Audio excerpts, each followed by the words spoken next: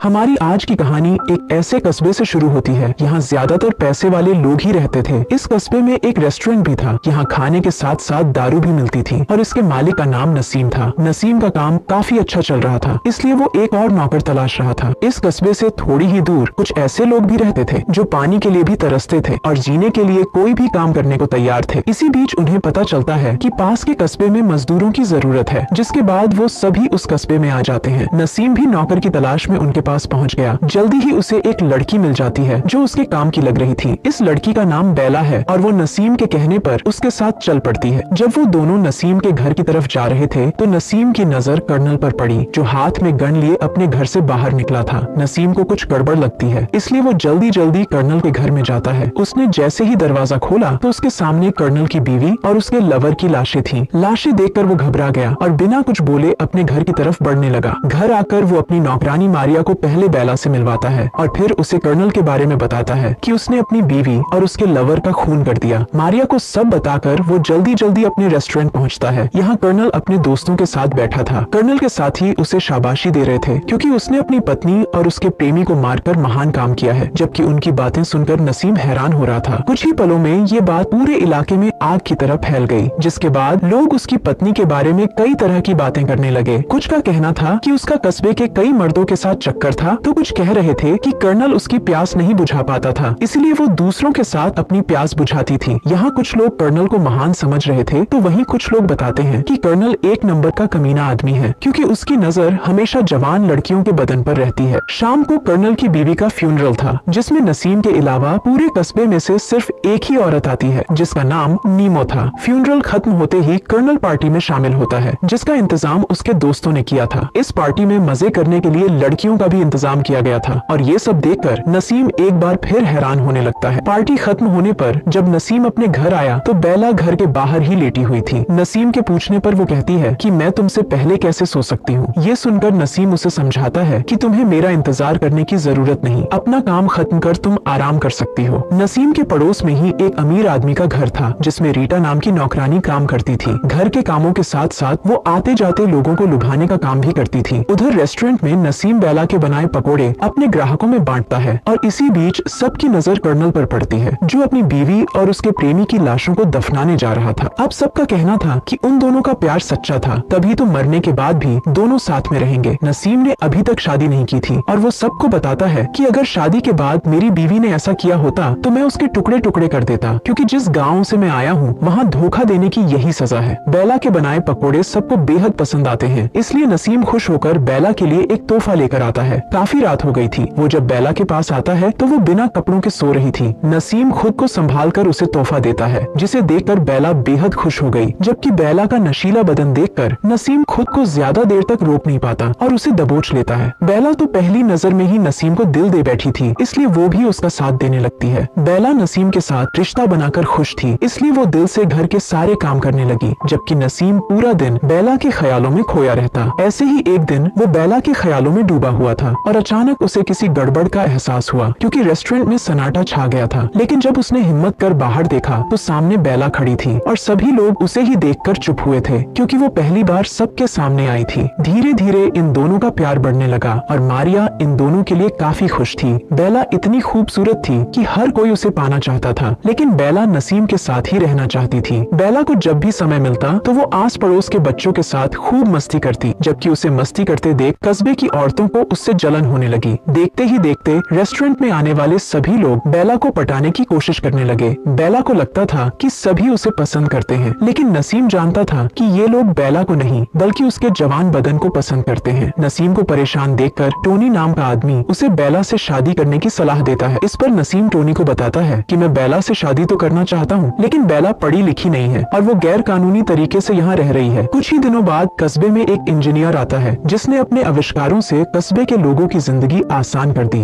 रोज की तरह रीटा आज भी मर्दों को लुभाने में लगी हुई थी, जबकि टोनी नसीम को बताता है कि बेला को पाने के लिए एक जज उसके पड़ोस में रहने आ गया है। टोनी की बात सुनकर नसीम ने बेला से शादी करने का फैसला कर लिया, जिसमें टोनी उसकी मदद करने वाला था। नसीम घर आकर बेला को बताता है कि मैं तुमसे शादी करना चाहता हूँ। बेला नसीम से प्यार करती थी, इसलिए वो भी शादी के लिए राजी हो जाती है। जल्दी ही दोनों की शादी हो गई। नसीम और बेला तो इस शादी से खुश थे ही, लेकिन मारिया उनसे भी ज्यादा खुश थी। दिन भर काम कर जैसे ही नसीम घर आता तो बेला उसकी बंदूक को सहलाकर उसकी सारी थकावट दूर कर देती। नसीम उसे अपने साथ हर जगह ले जाने लगा, लेकिन जल्दी ही वो समझ गया कि बेला अमीर लोगों का रहन सहन कभी नहीं अपना सकती। अब तो उसे बेला के अनपढ़ होने पर भी शर्म आने लगी थी। इसी बीच इंजीनियर को रीटा के मालिक की बेटी वीना से प्यार हो गया। दोनों को जब भी मौका मिलता तो वही शुरू हो जाते, लेकिन जैसे ही इस बात का पता वीना के पिता को लगा तो उसने इंजीनियर को वीना से दूर रहने की धमकी दे दी, जिसके बाद वो दोनों कस्बे से भाग गए और ये बात भी आग की तरह पूरे कस्बे में फैल गई। वीना के जाने से रीटा खुश थी, क्योंकि वो जेरी नाम के आदमी को पसंद करती थी, जबकि जेरी को वीना पसंद थी। और अब वीना के जाते ही वो जेरी के करीब आने लगी थी। उसने जेरी को एक खत लिखकर सब कुछ बता दिया और इस तरह इन दोनों का भी चक्कर शुरू हो गया। एक रात कस्बे के एक जाने माने आदमी को किसी ने गोली मार दी, जिसके बाद पूरा कस्बा हमलावर को ढूंढने लग गया और हमलावर बचता बचता नसीम के घर में घुस गया। नसीम इस वक्त नींद में था, लेकिन बेला ने कोई आहट सुन ली थी। जब बेला देखने के लिए उठी तो हमलावर उसे पकड़ लेता है, जो उसी का दोस्त फैनी था। फैनी उसे बताता है कि मुझे टोनी के पिता ने हमला करने को कहा था। इसके बाद फैनी बेला को टोनी के पिता के पास भेजता है ताकि वो उसे फैनी के बारे में बता सके। टोनी के पिता उसे बताते हैं कि उसने फैनी की मदद कर बहुत अच्छा काम किया है और उसी दिन से बेला टोनी और उसके पिता के करीब आने लगी, जबकि नसीम को इसकी भनक तक नहीं थी। दिन बीतते गए और फैनी की तलाश चलती रही, लेकिन वो कहीं नहीं मिलता। आजकल नसीम को बेला पर शक होने लगा था कि जैसे वो उससे कुछ छुपा रही हो, लेकिन बेला का कहना था कि ऐसी कोई बात नहीं है। बेला का दूसरे मर्दों से मिलना नसीम को पसंद नहीं था और एक दिन तो हद ही हो गई जब बेला कस्बे में आई सर्कस के लोगों के साथ मस्ती करने लगी। मारिया उसे रोकने की कोशिश करती है, क्योंकि अब वो एक शादीशुदा औरत है और ये सब उसे शोभा नहीं देता, लेकिन बेला को इसमें कुछ गलत नहीं लगता। शाम को बेला नसीम को बताती है कि वो सर्कस देखना चाहती है, जबकि नसीम उसे अमीरों की शायरी सुनाना चाहता था। बेला अब भी सर्कस देखना चाहती थी, लेकिन नसीम उसे अमीर लोगों का हिस्सा बनाना चाहता था। बेला नसीम के कहने पर अमीरों की महफिल में आ तो गई थी, लेकिन वो खुश नहीं लग रही थी। वो किसी भी एंगल से अमीर नहीं लग रही थी, इसलिए हर कोई उसका मजाक बना रहा था। लेकिन जैसे ही टोनी और उसके पिता महफिल में आते हैं तो वो सबसे पहले बेला से मिलते हैं, जिसे देखकर नसीम खुश हो गया। देर रात को जब वो घर वापस आए तो बेला छुपकर सर्कस देखने पहुंच गई। यहाँ उसे बहुत मजा आता है। आज वो बेहद खुश थी, लेकिन जल्दी ही उसकी जिंदगी में तूफान आने वाला था। अगले दिन जब नसीम रेस्टोरेंट में आया तो उसका एक नौकर चोरी कर रहा था। नसीम उसे पीटने लगा और मार से बचने के लिए नौकर कहता है कि तुम्हें मुझ पर नहीं बल्कि अपनी बीवी पर ध्यान देना चाहिए, जो रोज तुम्हारे ही दोस्त टोनी को अपना रस पिलाती है। उसकी बात सुनकर वो जल्दी जल्दी अपने घर पहुंचता है। यहाँ सच में बेला टोनी के साथ थी। टोनी उससे माफी मांगता है, लेकिन नसीम उसकी पिटाई कर वहाँ से भगा देता है और उसके बाद उसने बेला को अपने घर से जाने को कह दिया। हर बार की तरह ये बात भी सबको पता चल गई। नसीम बेला से बहुत प्यार करता था और वो चाहकर भी उसे मार नहीं सकता था। इसलिए उसके एक वकील दोस्त ने टोनी और बेला पर ये इल्जाम लगा दिया कि टोनी की मदद से बेला ने नसीम से नकली शादी की थी ताकि वो इस कस्बे में आराम से रह सके। जल्दी ही सभी ने मान लिया कि इनकी शादी नकली थी और इस तरह नसीम बदनामी से बच जाता है। अब कर्नल की तरह नसीम भी जश्न मनाने लगा। वो खुश तो बहुत था, लेकिन फिर भी उसे हर जगह बेला ही नजर आ रही थी। खुश होते हुए भी वो उदास रहने लगा था। उसे लगता था कि बेला कस्बा छोड़कर उससे दूर चली गई है, जबकि बेला तो उसके पास ही थी और वो छुप छुप कर उसे देखती रहती थी। बेला को अपनी हरकत का पछतावा तो बहुत था, लेकिन अब वो चाहकर भी कुछ कर नहीं सकती थी। यहाँ एक तरफ नसीम का रिश्ता टूटा था तो वहीं दूसरी तरफ जेरी और रीटा का रिश्ता आगे बढ़ रहा था। एक दिन अचानक टोनी के पिता की मौत हो गई और उसके फ्यूनरल पर नसीम की नजर बेला पर पड़ती है। टोनी के पिता की मौत के बाद कस्बे में जश्न मनाया गया, क्योंकि वो इस कस्बे का मेयर था और उसके कानून बेहद सख्त थे। जब भी कोई उस साले के खिलाफ आवाज उठाता तो वो साला उसे मरवा देता था, इसीलिए लोग उसके मरने पर इतने खुश थे। उसी रात जब नसीम अपने घर आया तो उसने बेला को देख लिया, जो छुपकर उसे ही देख रही थी। कहानी के आखिर में उसने बेला को माफ कर अपना लिया, क्योंकि वो समझ गया था कि वो दोनों एक दूसरे के बिना नहीं रह सकते। और इसी के साथ इस कहानी का यही अंत हो जाता है।